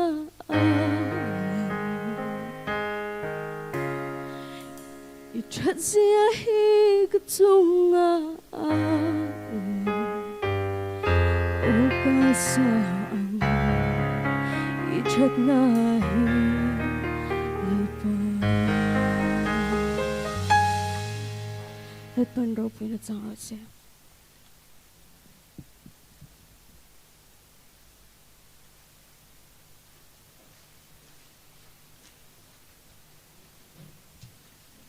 Pathian that zia te Pathian ro pui zia Pathian rin om zia thuin kan ngai tha a kan lom le ni kan tholom kha cheng sang ni le zasari ani e sang ni le zasari atom beratan tangwal ke Vanlalhruaia an som do nga hi leader chiu an dia leader ni vek to chan vo sang lo chel to chuwang chuan e kan bran san chin chun hret ne hle ya an du khop lo nang chi te eng mon soi te kha kan ril ruin vong tla ti la thang e tlangwal ke Vanlalhruaia no somang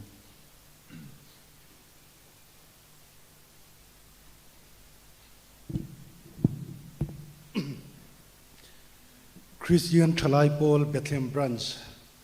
member zong te amasaberin kalalpai suwa Chris Samin jibai kabuk chewa e kum sang ni somni pakati rong bol na nung tak tharau lam mal som na changa in man zel theina turin du sak na kalhan bok acheu e kan chi a ke chi pi huang chunga kan hun top ani zel to a voini hian soi tur ka nga khop maya soi cheu na hun ani lo ti ka sia kan branch secretary te le kan program secretary ten kan hun man tur te min ron siat tir po khanin ril ruin thil tam tak adapa amai ro chu soi vek kha arim don si lawa ril ru ngai tu ana chuanin abuin sia mila Inkhawm zong zong ne na sem mei ta ila a tha nga ti te kha angai tu a chu em chu arim te teu lovin ka shebok chi a ka thuma ang dewa an han nei anga khanin ka voinia in thla pui te ka member pui ka rong bol pui te chu hei chen khat an nu pui fanau ten an ron troi oma chen khat an lo kal lo chan te le an chang an lo siat lo dan te an han soi khanin khang te thing khanin in lama ka in ngai tu vek to a ke po ti hianin singulin ka ron ding chuak top mai ania tum danga te po kan lo tha liam to china an chung te anu pui farau te nan thla chin ti te po kan chi a ma se voini chuana dana dang khop me ke kan lo din chu ta ka chuanin voinia he hun min man pui tu chu ke tri pi hi kanu pui ania a chunga ka rong bol pui mem bar ke ai no pang jok te ka fa ti an ni ti te in hem nan kan lo mang chop ve a yang te chu ril ru in alo ngai tua kha thu tha tak tak ril ru a kan in buat sai chau te po an ron soi je la hun na tam to lawa khang te kha kan ringanga tlema alai jok deu te po amit tui kau thalaw zong te point hun man kan tumanga amai ro chu ka ma mi ang te po kha kan ni ve thut thei tho boka kan duang diak diakin kan rong bol na po kan kal ngai lawa kum danga po kha chen kan lawin manga amai ro chu hei voinia hianin ama sabera ka soi du chu thil pathum ronin buat sein kalau kala mal som chiwa fui bok chiwa du sakna lan tur chiwa local kania athian thu ril ruai chang du zong le ve zong te ti te po kha kan dong thawa amai ro chu kan sia kan ngai tha a Inkhawm piang in sarmon a oma chunga wang chuanin KGP a kha chen kan loin mang ve a ta chuanin member pui ten voinia member te hianin in lok pui thei tur te in man changkai thei tur te in rong bol sak te ta na mal som na in ni thei na tur zok te kha kan dap niela amai ro chu han soi mei tur hi ka shelo khop me kalau ti chin te han soi deu cheu ilangin angai thak si om chin te soi tu tan po si om chin te le ngai kha tu te tan pon nin om te po kha a chang ve thei thau bok chia ti te ka ngai tua in bot sei thiam har ka tia a chep sia chuwang chuanin tu na ri chuanin tien a par lak an tiang dewin ka ron tiliam puat dona kan branch tun hai kum ni thum kalta atang khanin kan har tharna chan a hianin hemi member huang chung ni lo mun sanga changa thu soi tu som te kan ching chho thar to a chung te churil rui na sia hun thadang hi aron Lalhriatzuala kang ti te po hi beise na nen kan thlir deu wangin khang chi ho kha kan la da tha deu sam sam bok ani ti te kha kan soi kai du boka ti chuanin hei alom om khop me voinia keile karong bol pui kan pathumin moi nai takin he Bethlehem branch Christian thalai polina min tha liam na hi arau pui katia alom om katia te min han thlir zau de wila bial chung bi ka kan bialan tui thiang weng chakle Bethlehem not te kan oma chunga chuan member over te pani pathum te anom chauve vek ani tianga chuan then khat phe chu ni kum ral ma ti khanin an lo tha liam to a branchin chuba kan tun bial conference kan han man zo tak khami zana ti khanin a thenin atuk zana te tho than zana khanan tha hetlai kan branch chuanin min han rial deu wanga hun cha Inkhawm te na kan sarkar in arwam man na asiam nuaya member tam zok te ne na hun lutak mang thei tura รวมมันนัชตักมินหันบวชใส่สักฮีอาราวปุยกติยา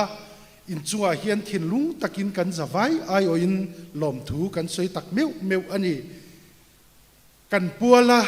หุ่นมังอินนี่เฮงกันปัวละอังจีเตฮี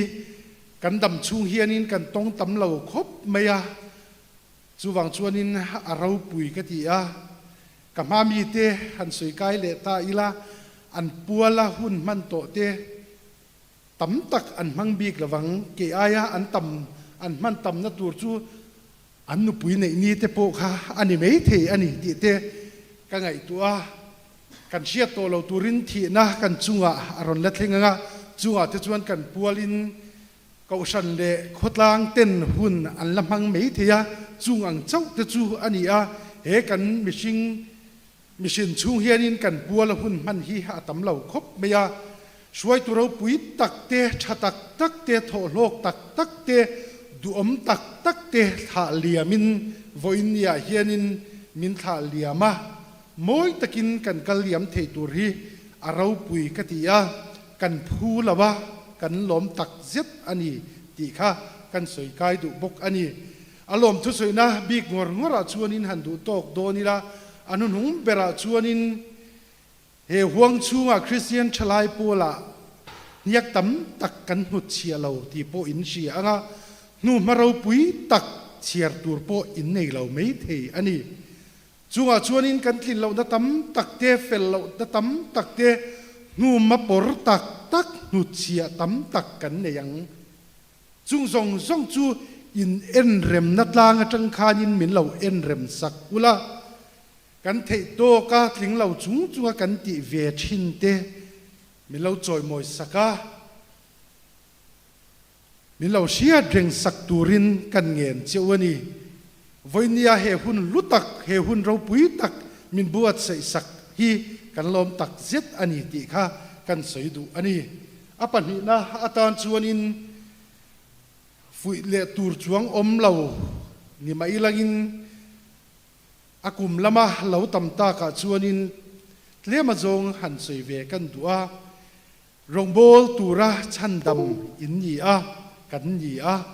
อบีกตะกินฉลายพวงชุงจูฉลายโคเวลนี่อันอินรงโบลนะเกจิปริพวงชุง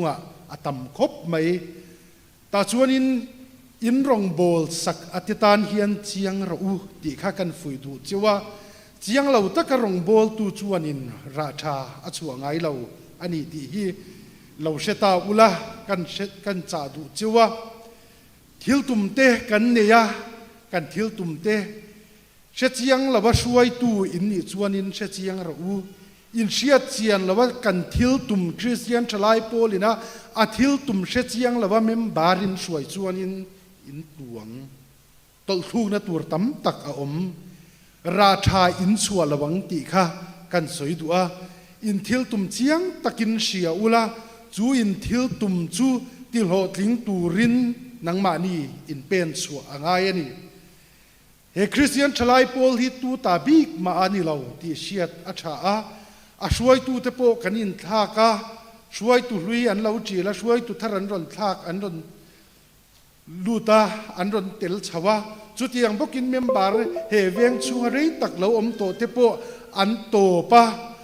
หุ่นเรเราตักรอนกัลฉันเห็นง่ายตะกรอนตีเต็นจันวูปอยโมตักรอนเจลหุ่นเตอันนี้เสียหลังโคเวลดานั่นนี่กันดันเทอันนี้เราช่วงชวนินเมมบาร์อินทากเริงการะกันอมตีเชียอิละตูนดินมุนักเฮเมมบาระฉันเห็นง่ายตะกันโถนาเฮียนินเมมบาร์เรากัลทาร์โจกเตอินมังเตมโจกเตเมลเชียดกงอาเฮียนเทโตบเราชัวรูตีข้ากันจ่าดูเจ้าว่าเมมบาร์อินเชียที่อภัยหมกคบเมียช่วยตูกันนี่โอบีกรุ๊ปโอบีเตกันนี่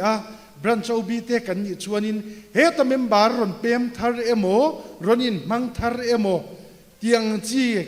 เชียดจุยนักงาฉันเห็นกันไงกันเราเก่าจัดกันเราตีตั้งเนลเทชวนินเฮบรันซีอาจักเตลังตีข้ากันสวยดูจุดอย่างนี้ละว่าเกมานีเชียนเฮาเฮบรันสวมชูง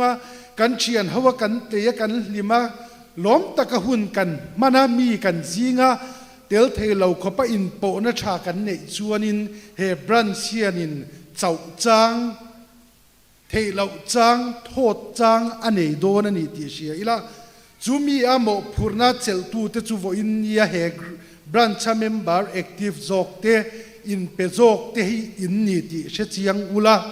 เมมบาร์เรากันเลเซลตูรอนเตลเลเซลตูเตตานันเนลงำเมลเชียตูอันมิงเราเกาจัดเทตูactive member นี่ตุมเราที่ข้ากันฝืนนะเจ้าอันนี้อดดเลอาชวนินฉันเห็นไงนะกงอาเฮียนินจันเราละทาเราที่ข้ากันสวยดูตัวนักมหาเจียดิงเตเลกมหาเลเตปนอันสวยตัวมิชิงอาชวนอินทาดาฮีอันวอมชีนะจูกันอินทาดานะชวนอินเปย์เรานะนุนามินช่วยกันเราติเราหลักลัวกันติเราเจล่าที่ชวนอินเทียมเราตักจุงินรงบอลนากันกัลปุยชีนั่นนี่จูวังชวนเทโตบเราชัวเราอินทาดาลวินมารจังเทตูรินมานีอินบวชใส่อีละถ้าละว่ากันติเจ้าชวนจักนัทรกันดงโดนั่นนี่ติเชียอีละจูมีตูชวนเกมานีอินบวชเสียงนัจินากันทิลตุมกันใส่ตัวเกาชันนาโทติปุยลินเตเกาชันกุดเกนิตูรัชไลเตบวชเสนกงอาโปเฮียนินอินทาดาเหล่าอ่างายนี่ติฮีกันเชียเจียนปุยโมคบไหมสุวังชวนินเทโตบเหล่าชัวอุลาอภูเตจอยมอยเชสูตีข้ากันจ่าดูเจ้านี่ผู้ตักกันเอ็นเหลี่ยมเตอนอมชีนะกิงเหล่าจุงปะเทียนินมินจอยสานจางออกมาจุงอาเตโปชวนกันสอยบอจางเตโปอมชีนั่นนี่จุงอาชวนผู้นี้กิงนี้กันเชียดจอยมอยฮีเชเหล่าตูรนี่เตียงอาเฮียนินกันบรันชนิโมกันเวงันนี้โมกันเตียงอาเฮียนอินจอยมอยอินฟักที่ฮีกันเชชีนะจุงอาชวนินจันเหล่าละทาร์เตอูเฮติละมาเฮียนินดินมุนสังตะกดิ่งเทตูร์เตนูเหียมตูกันนี่เล่าด่างเงติค่ะเราอินเชียอีลังอินจุมีกงอาชวนจันเหล่าละทาร์ตาอีละติค่ะกันสวยดูบกอันนี้อปฐุมนะอาตานชวนินดูสักนะกันหลานดูเจ้าว่าอารมณ์บอลตูระอาชันดำเก่านะดงโตตูอาทิเซนอาเลย์ชลายห่วงชูงะเตลเทียนินรงบอลนั้นนุ่งตักอินเนเทนตูรินดูสักนะสังเบร์กันหลานเจ้าวันนี้จู่มิชิงดำชันกันเทียนหัวกันลมมันกันลากนาตูรกงอมชุนอันนี้ที่ฮีเทงิลเหล่าตาอิละที่ข้ากันสวยดูกันเชียเคียจีปียอินมันหุ่นชุงเตกันสวยกันง่ายค่ะอะไรเราลุตุกมิชิงละมาจังชวนกันเล่นเปย์เราคบเมกินี่โปอามาโรจูกุมเราเวียกุมขัดเรเราเสียกันปุยตินนัวกันเชตุละกันเราปันไล่ชวนกุมขัดเรตะกันไงชินขัดดุนกันเราปุยตินะกุมเราตำต่อชวนกุมขัดเรเราเสียกันเชียกุมเราเวยซุงเกจิไปห่วงชูอินเตลเทเราหุ่นเตโปนังนี่โปอินละเทงเวไม่อังติกันริงอันนี้จูวังชวนินจูมีเฮมีอินเกจิปีชุงเฮียนินเกจิปีฮิมีเตนะนักีนะเราช่างเลทาร์เราอมเลเซลตูเตนะอันนุ่งตลเรามาลำปันเซลนี่ที่อันมูเทนตูเรียนนังนี้เขาเฮียนินเทตอบเราชัวอุละจูมีกงอินติหลอดลินนัตูจวนดูสักนักหลานเจ้านี่จูมีแต่หุ่นลายชวนนั่นเนี่ยเกจิปีรงบอลนะเฮียนนุ่งลำปันตีมีเต้นอันสวยเรานัตูรินเทตอบเราชัวรูติค่ะกันสวยดูบกนักจีน่ากันบรันเซกเรจีข้านี่อินเชียร์นะหุ่นเตอันมังการิลรัวที่ละกัลตุยคบมายาอินเชียร์นะ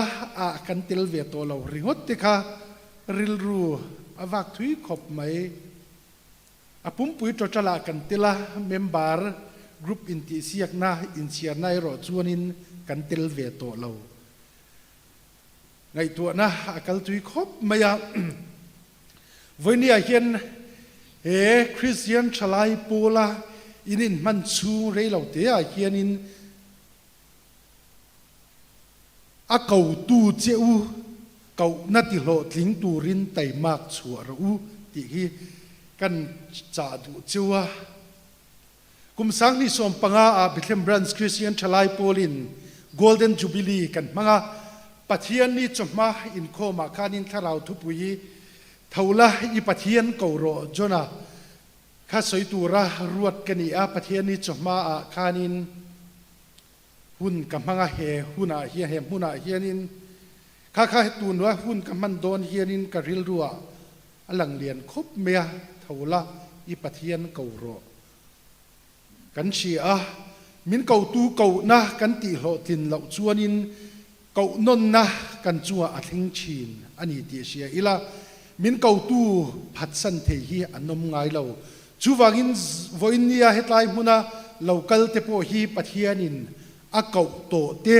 อัตลันโตเตอธิเสนาอะไรโตเตอินนี่มิชชันนารีที่อังจูมีอาชวนมินรอนกว่าจูมีบุงเล่จังจูมีฝักนักลาชวนินมินเก่าที่อังจีค่ะอินดงเขรเราอันนี้ปอินที่เซนัตลันโตรงโบลตุรชันดำชลายเตอินนี่นะฮีเก่านะเราปุยเบรอันนี้ที่ฮีเราเชียงเราจูวังชวนินเก่านะจนน่าอักไงท่าอาจินกงราบทักเสียเตกันเสียกันสวยเวกระวังอาตัวป่าชวนอาติโลลิงเถาจูวังชวนอินมินเก่าตูอินามินเก่าลายเฮียนินทูโอยตะกากันเราปมาติโลลินาจันปุยเทตูกันเก่าเร่งฮีอปอยโมอันนี้ติเสียอีหลังอิน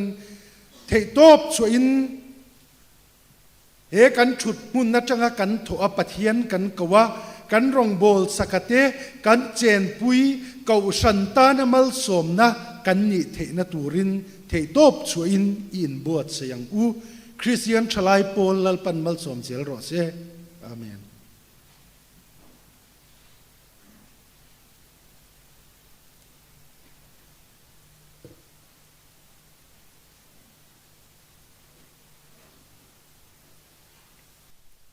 หลงเลยไหม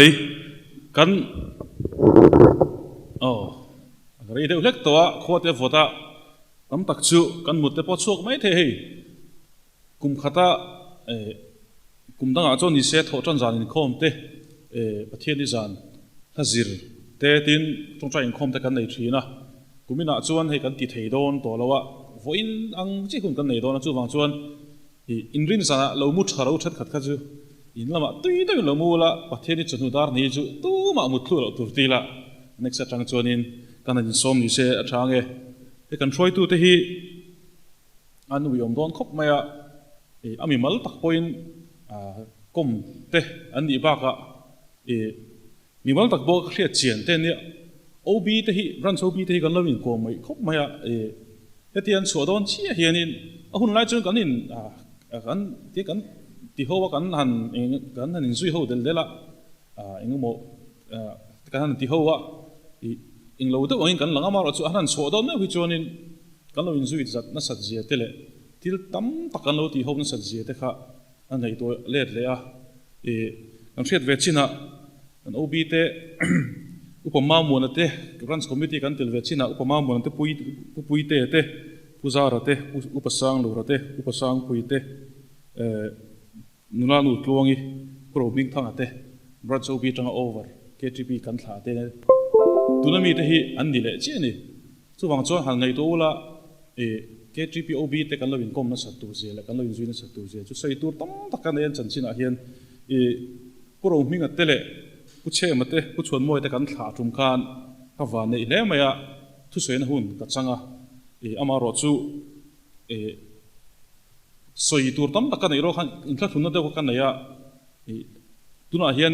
อันนี้จะเอาวิเที่ยวนี่ปกติเล่มซองกันใส่โลกงะมีเราเสียมฟ้ามูลอะไรโดนเราไม่ได้นี่ขัดว่ากันในโดนเราก็ตรงรังทั่วตรงซุ่งจนข้ามีจุมากัสยเราข้าผู้รู้เนี่ยนะปกติคอมมิตี้เมมเบอร์อีจันจิงกัสยวักจนเสียมันทิ้งที่กับเราวันกัสยตั้มตลอดสวยดูก็งาสินมาเลยก็แต่ใกล้ไล่อินชีอะไรกันในจุดบางจนที่เตียงหุ่นชากันเนี่ยช่วยตัวเตะช่วงไม่ตัวเตะสวยนะอันทานี่สวยนะหุ่นกันจังที่ก็ล้มแล้วไหมผู้เดวิดที่กันเสียงที่เห็นฟันเอาดูพี่ฟันเอาเต้นเตียนตัว อันนี้พอฮีเกจิปีจนซุ่มวงเทียมตักไม่ตินมินซิร์ไม่ตักกันเนี่ยควงปูอันนี้ไงเลยวะเทียมลุตุกเรามาเราสู้กัน Golden Jubilee โชว์ฮาร์นัทโชว์เวลาคันอินซิร์นสักคบไม่อินละมาเราอินเอ็นงัดละทันตัวแต่เราอินเอ็นโลกเราซิร์โลกวักเจล่าที่เตียงมีจูเนี่ยมินเปตักไม่เนี่ยทินเกจิปีลีดเชียวกติโตค่ะทินหลังว่าโน้ตพอฮิตทิลเทียมเราในเราเนี่ยมาเราสู้โซลฟาฮิตเทียมเราว่ากีตาร์เล่มิวสิกเรามาเทียมเราว่าโซลฟาเทียมเราที่รัวคันอินเอ็งลาพอฮิตแต่นอร์เวกไทยเท่านี้เทียมเราต่างกันเทียมทั่วไปแต่ค่ะชาเวรียวมาที่เอ็งกิมตีละกันอันนี้กูตะกันดาตัวที่จนินทางมองชินนี่จุดที่จนปุโรสกับไปเทียมเราในเราเนี่ยเทียมเวลเวกมามาฮิมองเฮียนินactiveไม่อาจจะเจ้าที่ที่ซุงมาจึงเวลจูเนี่ยฮันกูตะทิลฮันที่ตะเจ้ฮันที่พอที่ตั้งเชิงไอเราเนี่ยรุงบอลนะอังไงที่ในสินโนตาตะปนเราลุดชัวอันเรามองแล้วมาอันปฐมเฮียนินก็ขายคมนะเทียมด้านเวลาจนอุปตลักเฉียวอันเนี้ยอุปนิทั้งเลยโดนไตละอันนี้บางทีวอดตูร์ก็จงเรานี่ก็กำเป็นปีเราเนี่ยกำเป็นปีไม่เราตีไงอันนี้บางทีจนน้ำจงเรากันช่วยตัวบางทีจู่คอมมิตี้อ่ะพอรันคอมมิตี้อ่ะพอก็สวยต่อเท่านี้จุดไรจะกันสวยหลังตัวทีน KGP active ช่วยตัวเตะ active member ที่เห็น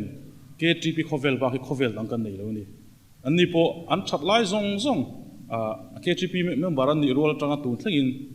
KGP cover ละบางอันมังเรานี่เวงตั้งเชียนตะกันก็มันเราเวงช่วงรองบอลปุยตะกันก็มันนี่ไม่ตัวตะพวกรองบอลปุยละ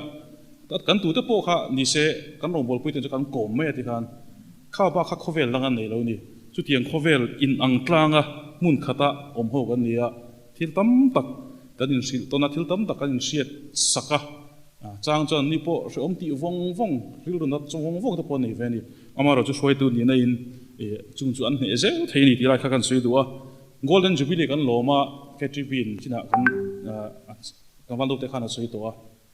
กันล้ำเวชิมชิมันกันได้สวยตัวเดี๋ยวโหเลยข้าตาพุสโหค่ะกันJubileeนี่พวกกันล้ำมากันเตะกันล้ำทัฟฟิกมามันเนี่ยกันอุปปักขัดินแค่จีบี Golden Jubilee เองที่เนี่ยหาร์นัดจุงจางข้าเตะกันสวยตัวตั้งแต่พอยี่จอดเท่าจุงได้จุกกะเหลาสวยข้างอันที่ไทยไม่อันล้ำมีนี่จงเราอันล้ำไม่เจล่ะอันที่ตัวรังช่วยตัวนี่นั่งอันที่ตัวรังนี่เขาจะอันที่ไม่เจนั่นไรค่ะกันสวยหลังตัวไอ้พวกนั้นเฮียนน่าลุยอันจีละน่าทาร์แต่นั่นทักเจละแค่นี้เขาจีน่ากันไอ้ทักต่างข้างแค่นี้เขาส่งให้ไรรันอาเบกส่งเขาส่งไปกันชูขึ้นลมตัวนี้เฮ้ยKGPเฮียนช่วยตัวกันทักชูเจลไม่บอกพวกกันทักชูเจละน่าลุยทักตัวน่าทาร์เฮียนินกันช่วยตัวเตะอันมานี่จันจินกันจีรเตะอันมานี่เจซี่กันจีรเตะอันตีกันชุนจมเจละอันตีชาเตกันชุนจมเจลข้าไปหมดแล้วนี่ตีข้าเสียตายละอันกัลเจลตัวระดุกสกันกันหลานะปะวลายเตะเช่นจนอมังเช่นจู่รองบอลน่ะเจ้าจอกต่างเตะปนเรามังจู่จวนอันนี้ฮีดูสกันสร้างเบรกันหลานะKGPเองพวกไฟมังเสปะวลายพวกไฟมังเสอันละสักซุ่มโดนทูทัวจู่บางจนตูนการะนัดลังโรรัตบอลดาร์เทียตัวรักนัดลังกันส่งเวงอะไรนี่อันเมลมุกันไปเสียงอะไรที่ข้ากันสวยหลังตัวที่ถึงส่วนKGPอินทรุ่งลวินรุนเตลเสียที่ข้ากันส่งนะอันนี้กันวิ่งเหม่เวน่าหุ่นทัดทุสวยทัดกันง่ายท่าลมทุกันสวยนี่ทีนี้กันอินข้อมาให้กันฉันเห็นเรากันเจ็ดอินทรุ่งกันอินทรุ่งเดินอยู่ไม่เทียบิกินที่สังขัดสันติสอมปัสสริกันเลยมีจรุกเวลจูกันอินคอมเทนี่เมื่อบาร์ซงซูพออินคอมมีละเฮลัยตัวชูมฮีกันบิกินที่มินโดลโตกันนี่จู่บางส่วนอะไรไปกับส่วนอินทักรุ่งเราตายละมีจรุกอินคอมทิ้งเทตัวพออินโบเซละช่างเอ๊ะกันดูตกโดนงะกันใจต่อเราไม่งะกันสบายกันดิ้งงะแล้วเบียกนักกันสวยงะส่วนไว้กันคอมจะกันดูตกโดนเนี่ย